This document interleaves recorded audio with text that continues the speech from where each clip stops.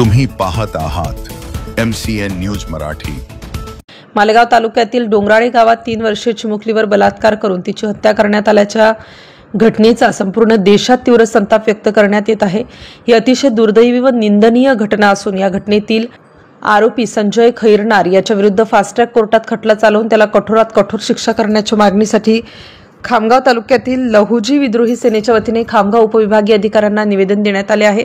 सदर निवेदन देतेवेळी लहुजी विद्रोही सेनेचे बुलढाणा जिल्हाध्यक्ष रुपेश अवचार, आकाश गायकवाड, सागर अवसरमोल, सचिन अवचार, कपिल अवचार यांच्यासह लहुजी विद्रोही सेनेचे कार्यकर्ते व पदाधिकारी प्रामुख्याने उपस्थित होते। MCN न्यूज मराठी करिता गजानन खंडारे, खामगाव।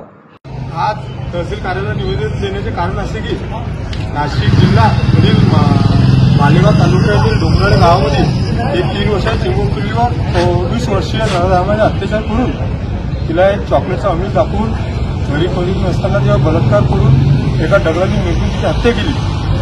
तसेच लहुजी विद्रोही सेनेच्या वतीने तहसील LG यांना निवेदन देण्यात आलेले आहे की आरोपीला तत्काळ फाशीची शिक्षा देण्यात यावी।